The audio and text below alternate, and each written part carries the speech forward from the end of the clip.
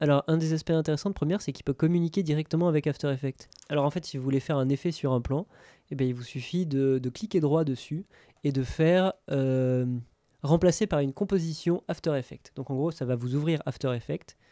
Ça va vous demander de sauvegarder un projet, donc vous choisissez un nom, vous le rangez où vous voulez. Le mieux, c'est peut-être à côté de votre fichier projet de Premiere.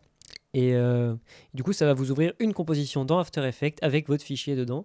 Par exemple, là, je vais juste rajouter grossièrement un bloc rouge au milieu de la vidéo. Et vous allez voir que quand on vient sur Premiere, eh ben, automatiquement, le bloc rouge, il est déjà affiché. Et du coup, vous n'avez rien fait. Il n'y a pas eu de rendu ni rien. Juste, hop, automatiquement, c'est fait. Alors, le problème, c'est que comme ça vient d'After Effects, ça va ramer un petit peu. Donc, vous voyez que la ligne là en haut est un petit peu rouge. C'est pour dire, oh, dis donc, c'est dur à calculer. Je ne saurais pas le lire en direct.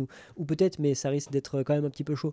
Et bien, ce que tu peux faire, tu appuies sur la touche Entrée de ton clavier et ça va lancer le rendu rapide de ce truc-là. Et sinon, tu peux retrouver ça dans Séquences, rendu des effets à l'entrée et à la sortie. En général, ça arrive que tu fasses des rendus quand tu fais un effet.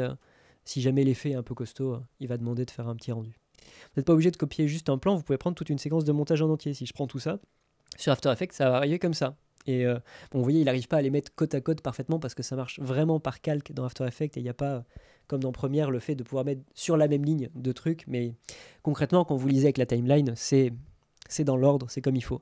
Alors vous avez constaté un truc un peu chiant, c'est que par contre, s'il y avait déjà une composition After Effects dedans, il va mettre une mire et il va pas arriver à le détecter. Donc si vous voulez vraiment avoir ce plan-là, et ben, il va falloir à la main aller le chercher dans la fenêtre de projet d'After Effects et le faire glisser et le déposer au même endroit.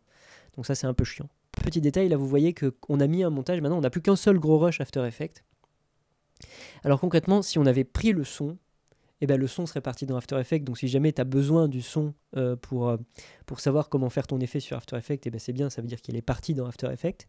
Par contre, tu n'aurais pas un seul clip rose avec plus rien dans le détail. Tu gardes ton montage son parce qu'il sait que c'est pas parce que tu l'as envoyé dans After Effects que tu veux perdre tous les détails de ton montage son. Et voilà, c'est tout pour ce tuto. Tu peux cliquer sur d'autres tutos si tu as envie. Ou alors tu peux t'abonner à la chaîne, comme ça tu es au courant dans 6 mois quand je sortirai un prochain tuto. Et sinon, bah, tu peux donner de l'argent sur Tipeee parce que voilà, comme ça fera que peut-être je ne mettrai pas 6 mois à sortir le prochain. Bon, bien que le fait que me donner des sous sur Tipeee n'a sûrement aucun rapport avec ma régularité ou la qualité des tutos, c'est juste que concrètement ça me coûte rien de faire ces tutos là et c'est juste qu'il faut que j'ai un peu de temps pour le faire et que j'ai envie de le faire et que concrètement en fait l'argent sur Tipeee ce serait plus, si j'en avais beaucoup, ce serait plus vraiment pour faire des cools courts-métrages ou des trucs comme ça et que donc finalement ça a aucun lien avec cette chaîne, le Tipeee, mais je t'aime quand même, bisous, voilà.